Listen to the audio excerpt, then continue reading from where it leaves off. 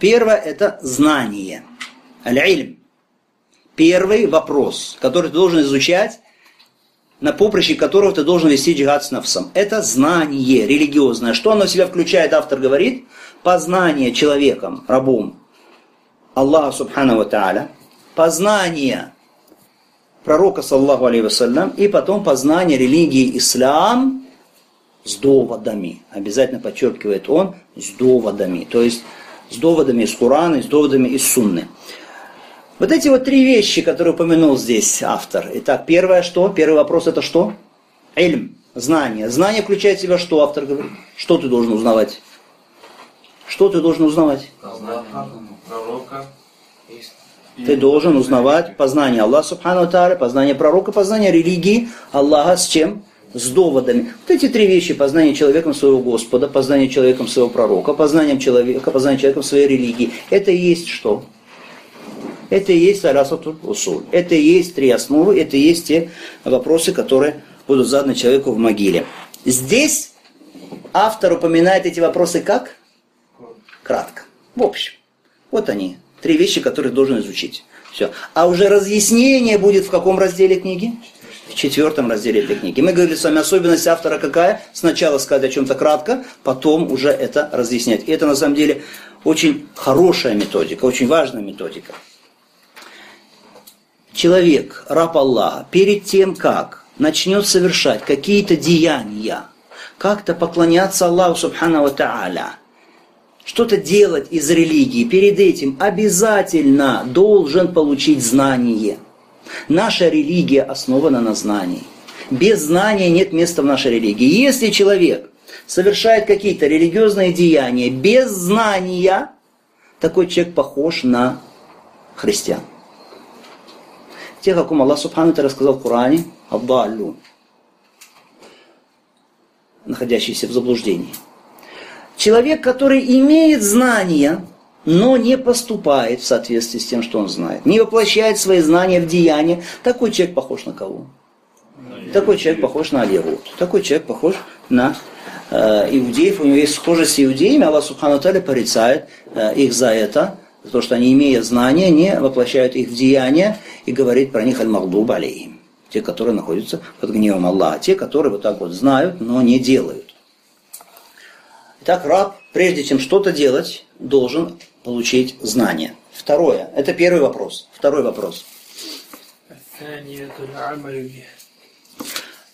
Ас-санияту аль-амаль бих. Второй вопрос – это деяние в соответствии со знанием. То есть, согласно этому знанию, теперь деяния.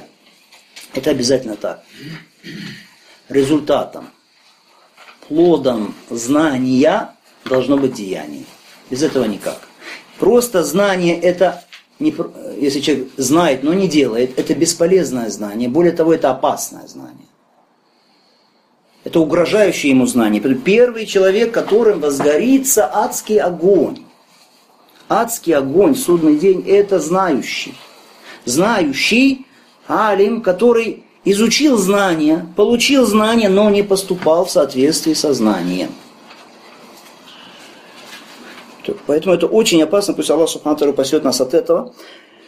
Говорят уляма, «Ва'алимун би'ильми лам я'малан», ученый, который не поступает в соответствии со своим знанием, «муаззабу мин кабли уббадиль васан», подвергнется наказанию прежде, чем те, которые поклоняются идолам. Субханаллах. Это не значит, что он такой же, как те, которые поклоняются идолам, что такое же наказание, но прежде чем подвергнуться наказанию поклоняющиеся идолам. Вот настолько это страшно. Поэтому говорили некоторые уляма, что знание приходит к тебе когда? Оно начинает звать деяние. Знание начинает звать деяние, чтобы оно пришло. Если деяние приходит, если амаль приходит, тогда знание остается. Остается с тобой.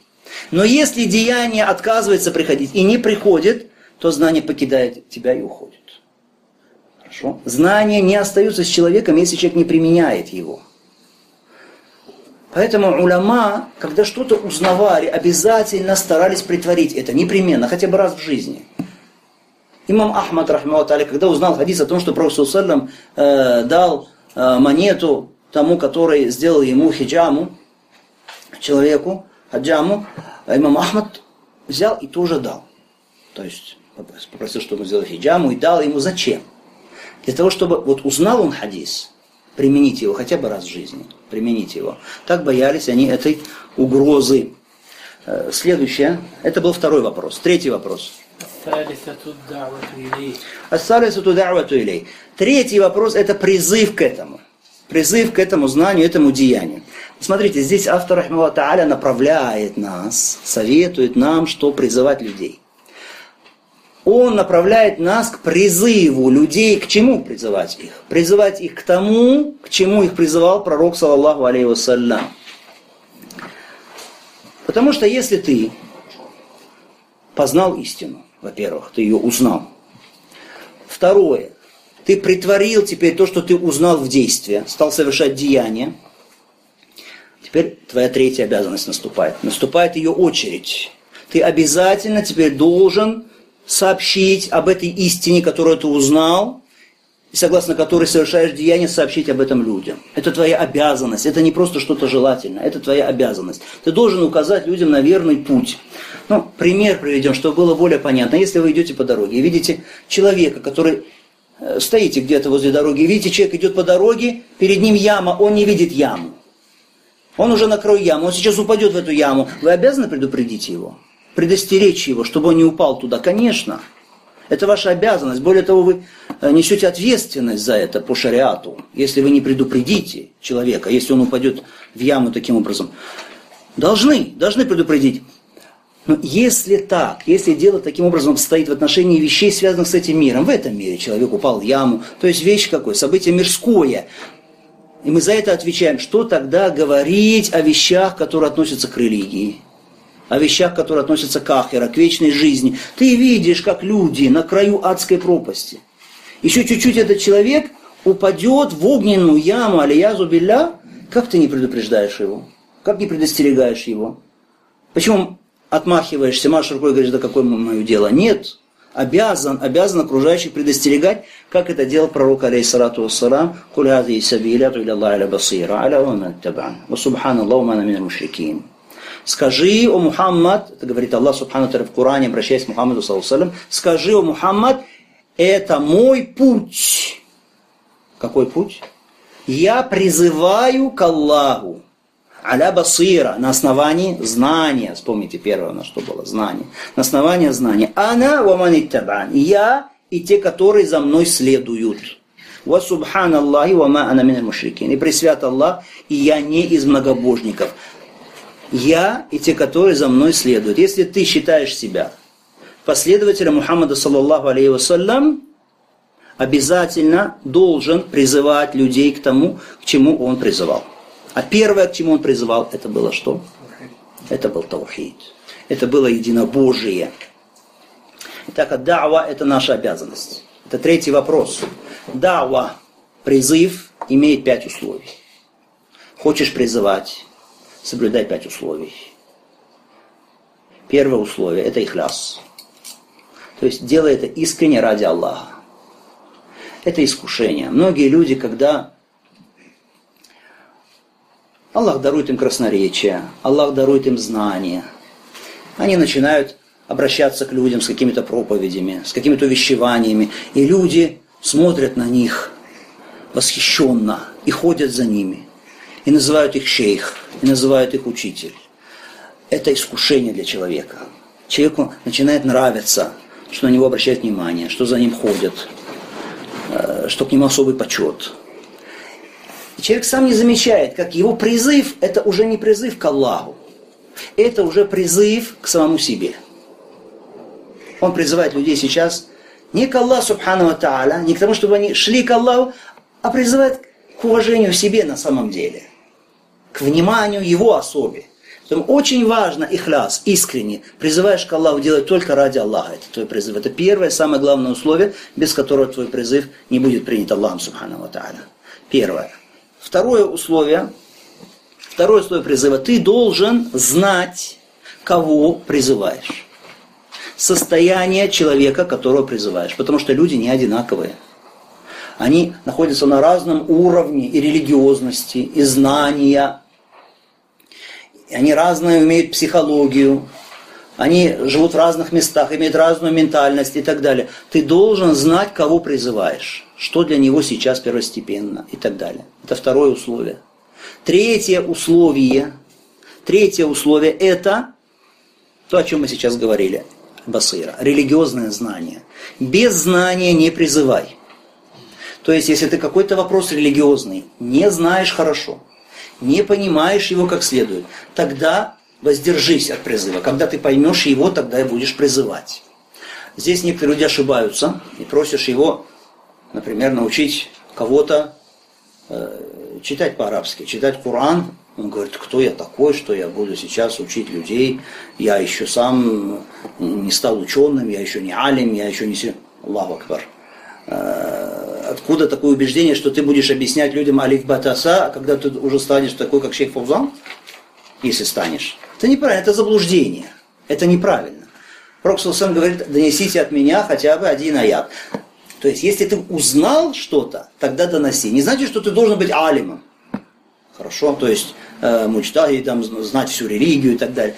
Этот вопрос ты узнал, как мы сказали, знание, потом деяние, обязан доносить до людей. Хорошо? Вот что значит на основе знания. Понятно это?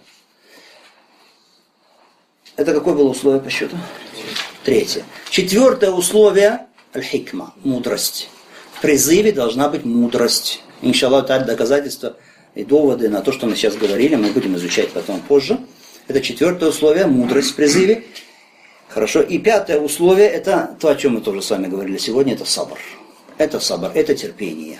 Необходимо для тех, кто призывает к Аллаху Субхану ва Тааля. Это был третий вопрос. Какой? Ад-да'вату илей. Да? Призыв к этому.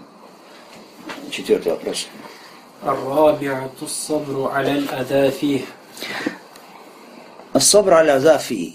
Терпение перед трудностями, которые постигают тебя на этом пути. Представь, что по этому пути, который изложен в этих 4 вопросах, по этому пути шли пророки, шли посланники Аллаха, мир и благословение Аллаха Субхану ва Тааля. Они шли по этому пути, их постигали гонения, их постигали лишения. Люди причиняли им обиды, доставляли им страдания. Это лучшие из людей, пророки и посланники. Они претерпевали много мучений, страданий, тягостей на этом пути. Поэтому не может быть. Такого не бывает.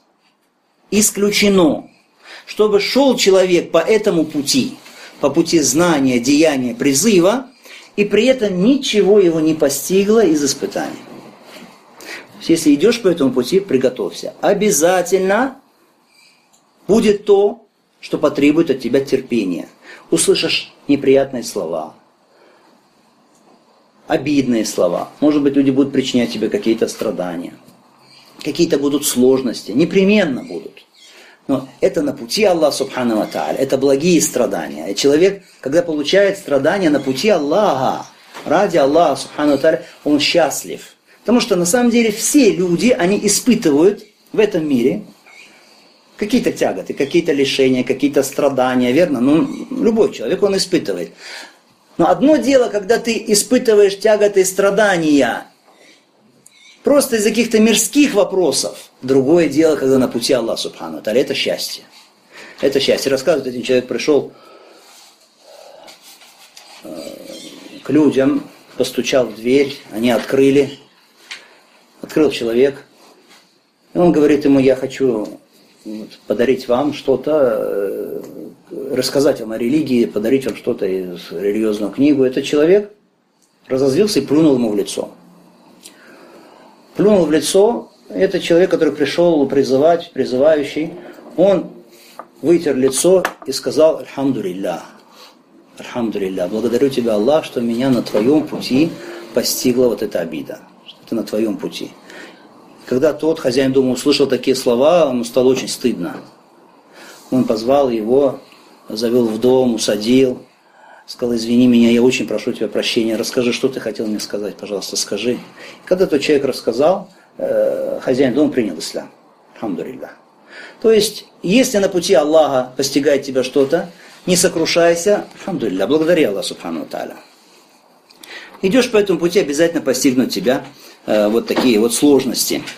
Терпение на поприще чего? Терпение, говорит автор. На поприще чего терпение? Не только на поприще дауа. Знание требует терпения, получить знания. Да, требует от человека терпения. Большого терпения. Алхамдулилля, пусть Аллах даст сабр. И вам сейчас даст сабр.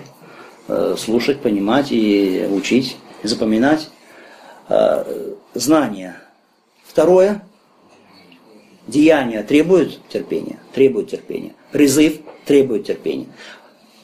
Далее. Уляма делят сабр на 3 вида. Сабр, терпение, 3 вида. Первый вид терпения. Терпение называется по-арабски аля таатилля. То есть терпение в отношении покорности Аллаху. То есть выполнение того, что приказал Аллах. Аллах приказал намаз. Перед намазом нужно совершить вуду, омовение или гусль. Аллах приказал сиям, пост. Аллах субхану тааля приказал закат. Аллах субхану тааля приказал хадж. Аллах субхану тааля приказал умру. И так далее. Вот выполнять приказы Аллаха, для этого нужно терпение, бороться с нафсом нужно. Да, вот это первый вид и самый высший вид терпения на самом деле, как говорят уляма. Может быть не самый сложный, но самый великий. Второй вид терпения ан маасиятилля. Некоторые говорят аля маасиятилля. Это ошибка. Не аля, а ан здесь. Ан маасиятилля. То есть терпение в отношении прегрешений, ослушания Аллаха субхану ва тааля. В чем оно заключается? Аллах запретил что-то не делать этого, удержаться и не сделать харам. Что сложнее, первый вид или второй? По-разному бывает. Для некоторых людей второй бывает сложнее первого. Может быть, у него какая-то есть очень страшная привычка, какая-то нехорошая, пристрастие какое-то, ему отказаться от этого. Человек, например, таким недугом страдает, как алкоголизм или курение или еще что-то. Отказаться для него, может быть, это сложно. Требует действительно большого терпения для него. Лучше, может быть, что-то сделать из религиозного деяния, то есть первый вид терпения проявить, чем это. Для других, наоборот, что-то сделать сложно. Как бы то ни было, это второй вид терпения. Третий вид терпения аля акдарилля. Терпение в отношении того, что предопределил Аллах субхану ва тааля. То есть по жизни случаются с тобой в течение твоего нахождения на этой земле, пребывания на земле разные беды, несчастья, лишения. Ты теряешь близких, родных, или теряешь имущество, терпишь какой-то имущественный убыток, или испытываешь страх, тревогу и так далее. Разные виды испытаний, того, что предопределяет тебя Аллах субхану ва тааля, в отношении этого нужно проявлять сабр, удерживая свое сердце от негодования и возмущения, язык от слов несогласия с Аллахом субхану ва тааля, возмущения, органы от действий, которые выражают несогласие, когда человек начинает бить себя по щекам или рвать на себе волосы, одежду и кричать, или кататься по земле и так далее, сыпать себе на голову землю. Разные виды бывают у людей проявление этого нетерпения, когда что-то постигает из бед и горестей. Так вот, нужно удерживать себя. Это третий вид терпения в отношении того, что предопределено Аллахом. Болезни, лишения, бедность и так далее. Дальше. والدليل قوله تعالى بسم الله الرحمن الرحيم. Вот далилю кавлюху тааля. Смотрите, доказательством этого являются слова Всевышнего. Это то, о чем мы с вами говорили. Из лучших особенностей этой книги автора, вообще книг автора, что он обязательно, когда о чем-то рассказал, после этого сочетает сказанное с чем? С далилем. С доказательством из Курана и Сунны. Для чего далиль? На самом деле очень важно. Вообще, качеством Ахлю Сунна валь Джамаа является приверженность далилю, приверженность аяту, хадису, асару от сподвижника. И говорила же Саури, если можешь почесать голову, имея асар для этого, то есть доказательство, какой-то довод, сделай это. Идет Ахлю Сунна валь Джамаа, то есть на основании довода, если и даже такие вещи на основании довода можешь сделать, есть довод, сделай на основе довода, это лучше. Ахлю-сунна валь джамаа идет за далилем, идет за текстами откровения, за Кураном и Сунной туда, куда они идут. Они наоборот как-то пытаются подстроить под себя доводы Курана и Сунны, как это делают заблудшие. Итак, далиль. Почему автор все время приводит вот так вот далили? Во-первых, чтобы приучить учеников к иттиба, то есть к следованию за доводом, к следованию за Кураном и Сунной. Это первая, самая важная цель. Приучить нас к этому.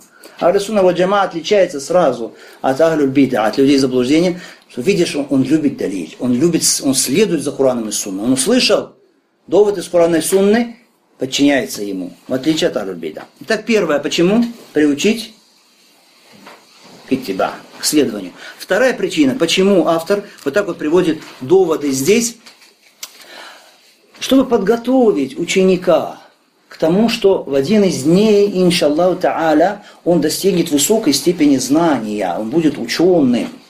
А ученый, он не должен, не имеет права даже просто знать что-то, не зная довода на это. Он готовит человека, ученика, к степени ученого, что он станет ученым, и потом будет, с позволения Аллаха Субхану ва Тааля, из достоверных доводов уже сам извлекать хукмы, то есть знать законоположение ислама на основе доводов, сможет понимать. Хорошо? Это второе, чтобы приучить к этому. Третья причина, почему еще? Потому что, когда ты знаешь довод, если ты встретишься с оппонентом, с человеком, у которого есть какие-то заблуждения, с человеком, которому надо будет что-то объяснить, и этот человек, может быть, у него есть какие-то шубхаты, то есть есть какие-то неправильные понимания вопросов, или тебе придется с оппонентом дискутировать, посредством чего ты будешь с ним разговаривать, на основе чего? Будешь говорить, сказал Мухаммад Абдул Ваххаб, или сказал Ибн Таймия, он не признает ни Ибн Таймия, ни шейх ат-Тамими, не признает ни для него. И потом это не доказательство, это слова ученых, да, уважаемых, но это слова человека. Что является доводом? Что будет аргументом при разговоре, при убеждении человека? Аяты и хадисы. Поэтому довод он в книге Аллах, в сунне пророка алейхиссалату вассалам. Когда ты знаешь довод, альхамдулилля, ты можешь доносить до людей правильно и убедительно.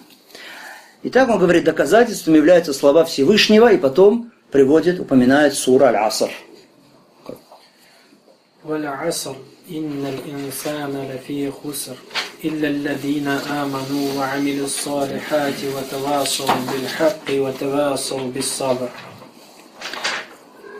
Бисмиллахи рахмани рахим, во имя Аллаха, всемилостивого, являющего милости, валь-аср. Клянусь временем. Аллах Субхану Тааля клянется временем. Почему Аллах клянется временем именно? Потому что время – это то, внутри чего проходит наша с вами жизнь, наше с вами существование, в котором есть то, о чем здесь сказано. Испытание. Будешь ты совершать праведные деяния, войдешь в рай, или ты будешь ослушиваться Аллаха Субхану Тааля, войдешь в ад. Будешь ли ты из тех, которые в убытке, или из тех, которые спасутся. Вся наша жизнь, она проходит внутри времени. Поэтому Аллах Субхану Тааля, все эти вещи проходят внутри времени. Поэтому Аллах клянется временем. Хорошо, а как же хадис пророка алейхиссалату вассалам, «Ман халяфа бигайриллях, факад ашрака ва кафар», кто клянется не Аллахом, тот совершает ширк или куфр. Есть запрет. Пророк алейхиссалату вассалам запретил клясться кем-то или чем-то, кроме Аллаха. Кто клянется чем-то или кем-то, кроме Аллаха, совершает ширк или куфр. Аллах Субхану Тааля здесь говорит «Валь-аср», клянусь временем. Мы отвечаем так, мы говорим, Аллах Субхану Тааля может делать то, что хочет. Аллаха не спрашивают о том, что Он делает, но Он спрашивает с рабов за то, что они делают. Аллах может клясться, чем хочет. И собой, и своими творениями. Мы же не имеем права клясться никем, кроме Всевышнего Аллаха. Так Аллах клянется временем. Почему мы сказали именно временем? «Инна линсана лафи хуср». «Инна». «Инна» – это частица чего? Утверждение. То есть, когда ты говоришь в речи арабской «инна», ты тем самым усиливаешь свою речь, подтверждаешь истинность, правдивость того, о чем сейчас будет сказано. «Инна аль-инсана». «Аль-инсана». «Аль» Здесь этот артикль дает значение чего нам? Всеохватности, то есть все люди. Все люди, поистине все люди, каждый человек ляфи хуср. Не просто сказано в убытке, а ля, еще есть частица, опять для утверждения. То есть непременно, каждый человек непременно в убытке. В убытке. И потом Аллах Субхану Тааля упоминает исключения. Кто те, которые избегут, смогут избежать вот этого вот страшного краха, этого страшного убытка? Кто? Те, которые уверовали. Илля ладзина аману. Уамилю салихат. Совершали праведные деяния. Ватавасау биль хакки. И заповедовали друг другу истину. Ватавасау бис сабри. И заповедовали друг другу терпение. Любого человека спроси на земле. Любого. Подойди к любому человеку, верующий, неверующий, мусульмане, не мусульмане. Спроси его, что хочешь, убыток хочешь или прибыль? Хочешь быть в убытке или хочешь быть в прибыли? Каждый человек, несомненно, выберет прибыль. Никто не скажет, я хочу убыток. Аллах Субхану Тааля тебе здесь говорит. Не хочешь убыток? Вот это вот возможность выйти из этого общего круга, тех, которые в убытке. Человек обречен на убыток, кроме вот этих вот людей. Поэтому эта сура, великая сура, этой суры, говорят уляма, достаточно как довода против людей. То есть, если до тебя дошла эта сура, все, у тебя уже нет оправданий. Я не знал, я не слышал и так далее. Хорошо? Все, довод предъявлен. То есть, одной этой суры достаточно как худжа, как довод тебе, что ты уже предупрежден Аллахом Субхану ва Тааля. Ты предупрежден, что ты должен получать религиозное знание. Это нежелательно, это обязанность. Ты должен получать религиозное знание. Ты должен совершать праведные деяния. Уамилю салихат. Ты должен заниматься призывом к Аллаху Субхану ва Тааля. Ватавасау биль хакки. Заповедовали друг другу истину. То есть призывали друг друга к той истине, которую сами познали, и в соответствии с которой совершают деяния. Ватавасау бис сабр. И ты должен проявлять терпение, призывать людей к терпению. Так, получать знания, совершать деяния, призывать и терпеть. Без этого ты не выйдешь из круга тех, которые потерпят убыток.